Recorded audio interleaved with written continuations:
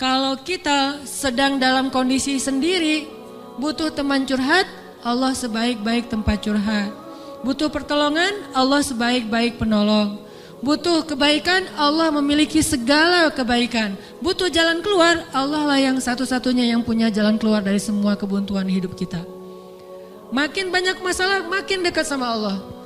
Gak apa-apa kalau kita ngerasa, saya mah gak pede dekat sama Allah. Kenapa? Saya banyak dosa. Kalau gitu dekat sama Allah sebagai pendosa. Gimana dekat sama Allah sebagai pendosa? Rabbi zalamtu nafsi faghfirli. Ya Rabbi, saya menzalimi diri saya sendiri, maka ampunkanlah dosa saya. Deketin Allah dengan minta ampun.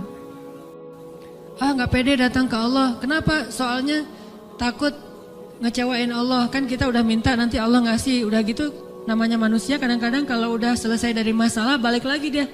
Jauh lagi dari Allah, lalai lagi, dosa lagi, kan suka gitu. Karena kita masih kayak ragu sama kemampuan kita. Saya bisa gak ya istiqomah? Saya bisa gak ya taubatan nasuha? Daripada nanti saya udah minta sama Allah, Allah tahu banget kalau saya tuh masih labil, kan gak enak. Udah gak apa-apa, kita berbuat dosa datang lagi sama Allah. Dosa lagi datang lagi sama Allah. Kapan sih Allah pernah putus asa mengampuni dosa hambanya? Yang ada itu adalah hambanya putus asa minta ampun kepada Allah. Allah mah gak pernah putus asa. Gak ada kalimat satupun di Al-Quran dan hadis Allah bilang gini, saya gak akan ngampunin dosa kamu lagi. Kenapa? Udah 3 kali saya ampunin kamu ulangi. Gak pernah Allah ngomong kayak gitu. Baik di Al-Quran gak pernah, di hadis gak ada. Baik hadis Nabi gak ada, hadis Qudsi juga gak ada. Gak ada cerita Allah itu ketika kita datang pertama ya diampunin. Datang kedua, udah deh.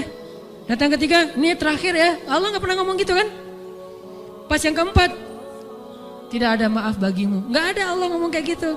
Selalu, wahai hambaku, Qul ya ibadiyalladzina asrafu ala anfusihim. Katakan kepada hambaku yang sudah banyak dosa dan menzalimi diri sendiri.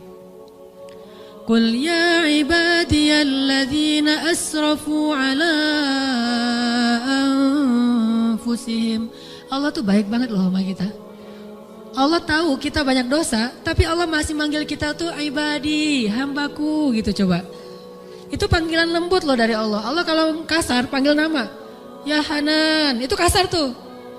Tapi ya ayah abdi itu lembut. Sama kayak Aisyah kalau marah sama Rasulullah manggilnya Muhammad. Aisyah, ini kata Aisyah sendiri, Aisyah radhiyallahu anha. Jadi kalau Aisyah manggil Rasulullah, ya Rasulullah, itu lagi enak tuh perasaannya, lagi moodnya lagi enak. Tapi kalau ya Muhammad, itu lagi marah. Tapi Rasul dipanggil Muhammad biasa-biasa aja ya. Kita mah kalau dipanggil nama, wah istri celaka nih, durhaka segala macam, keluar dalil. Nabi aja yang punya dalil gak pernah ngeluarin, kita yang gak punya dalil suka ngeluarin, kan aneh tuh. Hadis itu ucapan siapa? Ucapan Nabi kan? Ucapan saya apa ucapan Nabi? Lalu kenapa saya lebih sering mengeluarkan hadis itu daripada Nabi? Kan aneh tuh. Nabi aja yang ucapan beliau sendiri, hadis beliau sendiri, gak pernah ngeluarin hadis-hadis tentang istri harus kayak gini untuk ngedidik istrinya supaya istrinya tunduk. Enggak. Nabi mah ngeluarkan hadis itu kepada kaum muslimah dalam suasana yang nyaman. Tapi kalau lagi marah gak mau pakai hadis, gak mau pakai ayat. Kita kalau lagi marah ayat hadis keluar semua tuh. Jadi taklim kita itu bahan untuk marah gitu. Kalau lagi marah ntar saya keluarin nih ayat-ayat yang kemarin saya dengar di ta'lim. Allah tuh baik banget sama kita. Udah banyak dosa masih manggil abdi, ibadi kalau yang banyak mah. Qul ya ibadiyalladzina asrafu ala anfusihim. Katakan kepada hamba-hambaku, sama kayak ibu manggil ya Bunayya, wahai anakku, anakku. Udah sering ngecewain ibunya, masih dipanggil anakku, gak dipanggil nama. Saking maha baiknya Allah kepada hamba. Katakan kepada hamba-hambaku yang melampaui batas. Arti melampaui batas berarti dosanya tuh udah gak kehitung, udah banyak banget. Dia buat zina, dia membunuh, dia minum khamar, kalau sekarang narkoba, dia pokoknya durhaka, ninggalin sholat, semuanya dia lakukan, termasuk perdukunan, syirik. Tapi Allah masih bilang, Qul ya ibadiyalladzina asrafu ala anfusihim. Apa pesannya? La taqnatu min rahmatillah. Jangan putus asa minta ampun sama Allah.